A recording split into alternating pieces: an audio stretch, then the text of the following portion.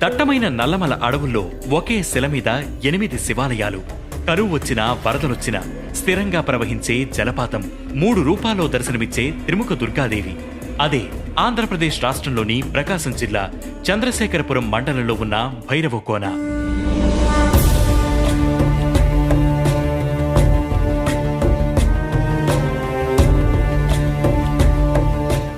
ఈ ఆలయానికి గొప్ప విశిష్టత ఉంది.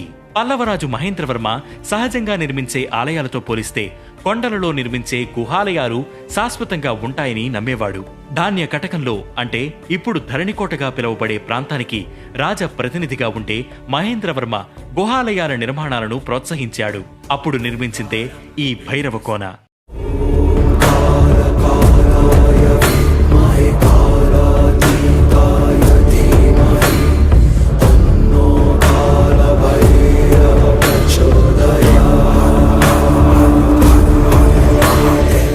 ఈ ప్రాంతానికి క్షేత్రపాలకుడిగా భైరవుడు ఉన్నాడు కాబట్టి దీనికి భైరవకోన అనే పేరు వచ్చింది. అయితే ఒకప్పుడు ఈ ప్రాంతాన్ని కాలభైరవుడనే చక్రవర్తి పాలించాడని, అందుకే ఆ పేరు వచ్చిందని కొందరు భావిస్తారు.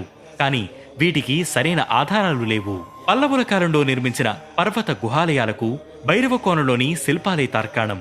అయితే భైరవకోనలో ఉండే 8 గుహలలో 5వ గుహలోని స్తంభాల మీద ఉన్న నర నరేంద్రుడు, శ్రీ త్రిభువనాదిత్యం వంటి పదాలు ఈ ఆలయ నిర్మాణం 7వ శతాబ్దం నుంచి చాళుక్యుల కాలం వరకు అంటే 11వ శతాబ్దం వరకు కొనసాగుతుందని సూచిస్తుంటాయి.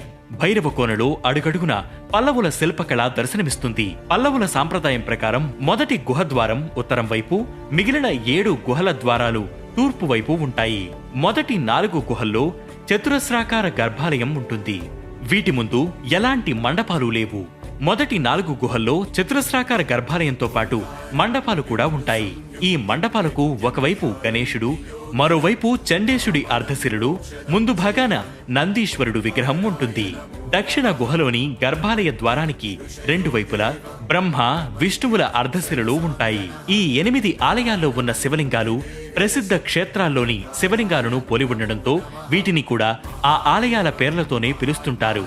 అమర్నాథ్లోని శశినాగలింగం, మహేశ్వరపురంలోని మేరుపర్వతంలోని రుద్రలింగం, కాశీలోని విశ్వేశ్వరలింగం, తిరుమల కొండలోని నాగేశ్వరలింగం, రామనాథపురంలోని రామేశ్వరలింగం, శ్రీశైలంలోని మల్లికార్జునలింగం, మందర పర్వతంలోని పక్షఘూతరలింగం మరియు ఇక్కడ ప్రధాన దైవం భార్గేశ్వరలింగంగా ఆ పరమేశ్వరుణ్ణి ఆరాధిస్తున్నారు. భార్గేశ్వరలింగం ఉన్న గుహలో వెనుక భాగంలో త్రిముఖ దుర్గాదేవి భక్తులకు దర్శనమిస్తుంది.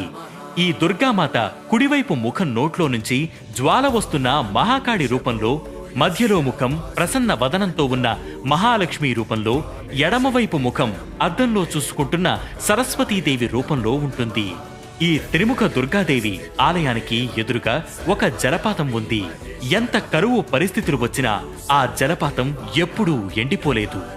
భారీ వర్షాలు కురిసి వరదలు వచ్చినప్పుడు కూడా ఆ జలపాతంలో నీటి మట్టం పెరగదు. ఈ జలపాతం ఎక్కడ పుట్టింది అనే ప్రశ్నకు ఇప్పటికీ సరైన సమాధానం లేదు. అయితే కార్తీక పౌర్ణమి రోజు రాత్రి 7 గంటల నుంచి 9 గంటల మధ్యలో చంద్రకిరణాలు ఆ నీటిలో పడి ఆ చంద్రకాంతి అమ్మవారి మీద పడుతుంది. సంవత్సరంలో వచ్చే మిగతా పౌర్ణమి రోజుల్లో ఇలా జరగదు. ఇదే ఈ భైరవకోనలో పరమశివుడు పరాశక్తి మహిమలకు నిదర్శనాలు. అందుకే ప్రతి ఏటా కార్తీక పౌర్ణమి రోజు భైరవకోనకి దాదాపు 50,000 మంది భక్తులు వస్తారు.